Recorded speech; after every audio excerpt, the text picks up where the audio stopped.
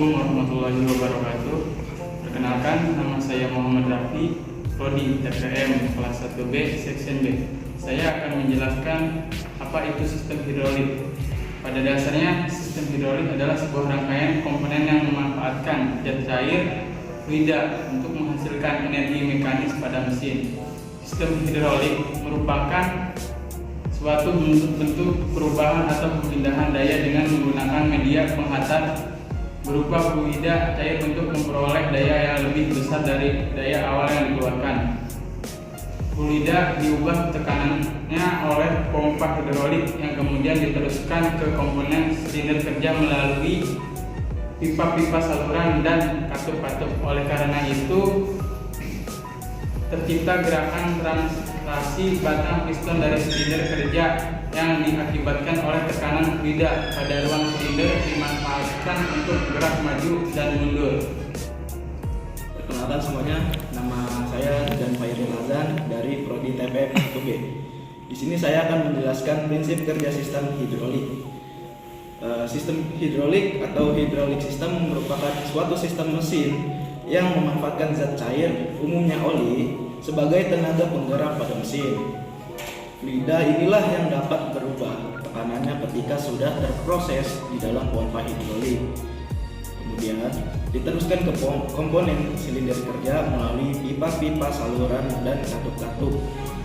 Dari sini terciptalah gerakan translasi batang piston dari silinder kerja yang diakibatkan oleh tekanan fluida pada ruang silinder dimanfaatkan untuk gerak maju dan mundur. Gaya yang diberikan pada satu titik akan dipindahkan ke titik yang lain menggunakan cairan fluida yang dimanfaatkan ialah proses memadatkan suatu benda supaya memampat sehingga tidak terdapat rongga atau istilah dikompresi. Dengan demikian, terciptalah fluida bertekanan untuk siap diubah menjadi tenaga bertekanan tinggi. Dalam sistem hidrolik ada unit-unit pengatur atau kontrol elemen ke unit penggerak, yaitu sehingga output dari sistem hidrolik dapat dimanfaatkan. Pemanfaatannya ini akan menjadikan sistem ini merupakan sistem multiguna, efisien dan sederhana untuk pengalihan.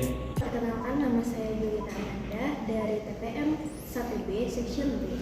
Di sini saya akan menjelaskan tentang fungsi sistem hidrolik dan hukum sistem hidrolik.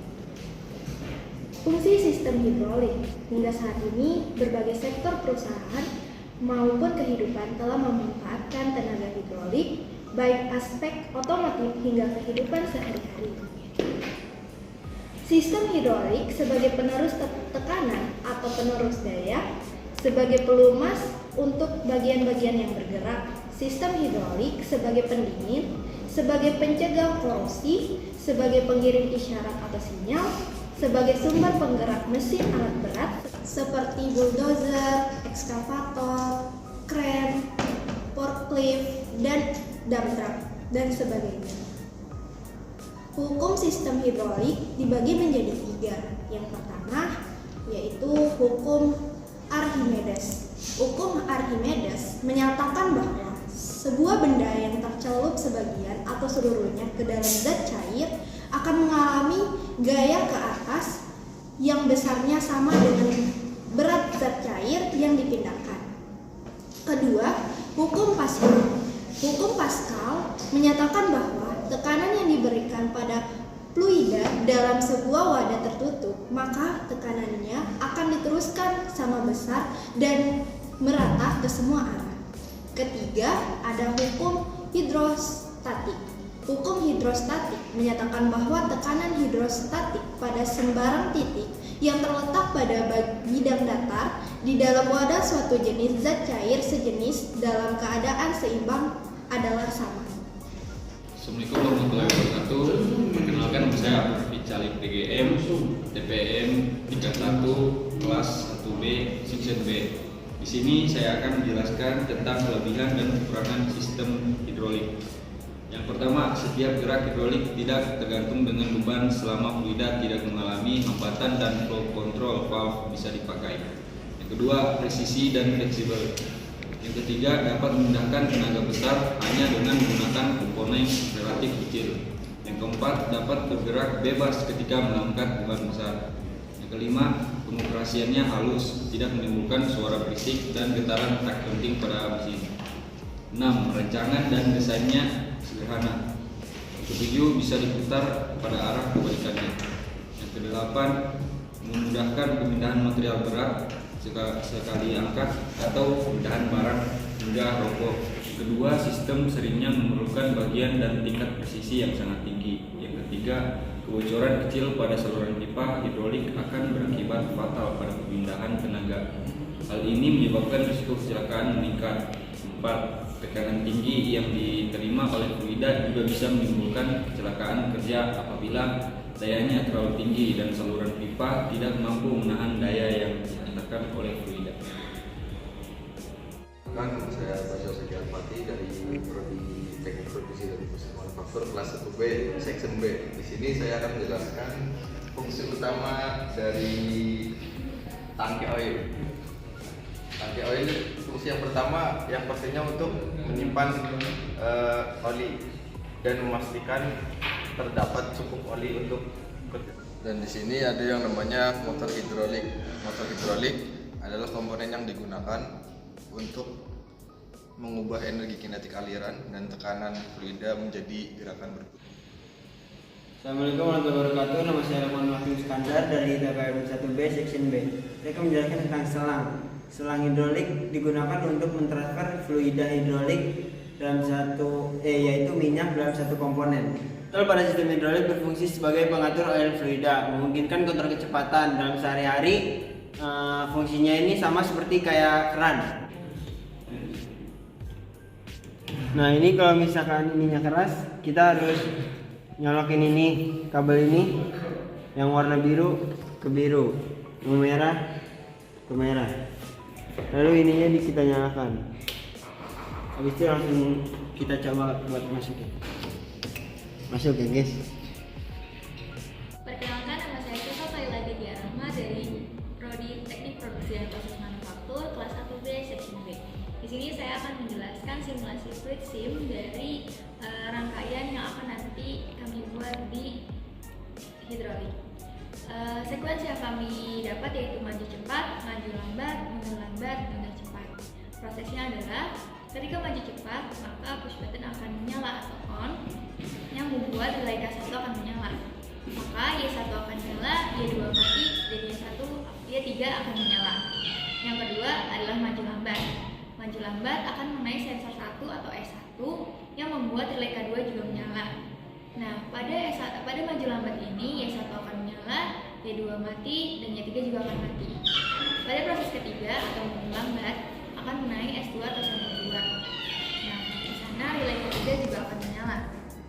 Nah, Y1-nya akan mati, Y2 menyala, dan Y3-nya akan mati. Terakhir adalah mundur cepat.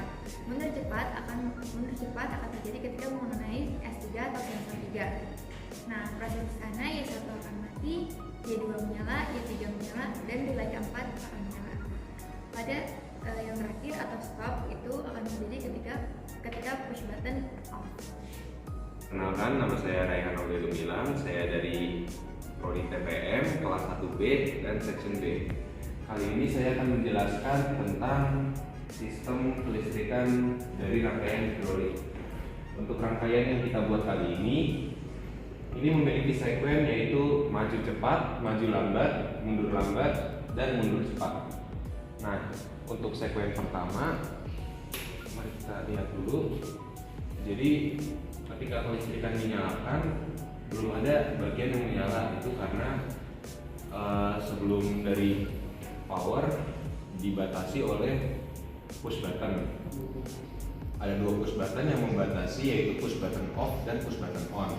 Push button off berfungsi untuk mematikan semua kelistrikan ketika sudah selesai, dan push button on berfungsi untuk menyalakan ketika ingin memulai.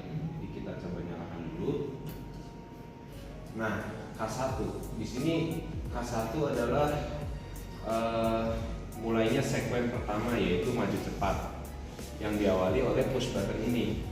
Jadi ketika push button ditekan, maka sistem akan maju dengan cepat. Kemudian ketika menyentuh sensor pertama, maka dia akan maju namun lebih lambat. Ketika menyentuh sensor kedua, dia akan mundur secara perlahan, dan ketika menyentuh sensor 3, dia akan mundur dengan cepat. Nah, untuk ininya, untuk cut dulu ya. Jadi untuk maju mundurnya silinder ini kita akan menggunakan valve. Ya, ada 3 Y yang menunjukkan solenoid untuk valve-nya. Jadi ketika push button ditekan, yaitu segmen pertama, maka Y1 akan menyala, Y2 akan mati, dan Y3 akan menyala. Kemudian ketika sensor 1 diaktifkan, maka Y1 akan menyala, Y2 dan Y3 akan mati. Ketika sensor 2 aktif, maka Y1 mati, Y2 menyala, dan Y3 mati. Ketika sensor ketiga diaktifkan, maka Y1 mati, Y2 nyala, dan Y3 juga menyala. Oke, kita coba langsung saja untuk gerakannya. Jadi kita buktikan apakah ini bisa berjalan dengan benar. Oke, jadi pertama saya akan menekan push button.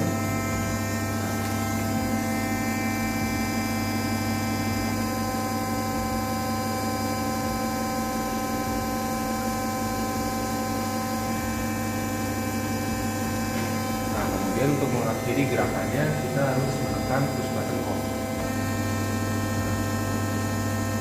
Bisa dilihat, jadi dia akan pertama maju dengan cepat, maju dengan lambat, kemudian dia mundur dengan lambat, dan terakhir dia akan mundur dengan cepat.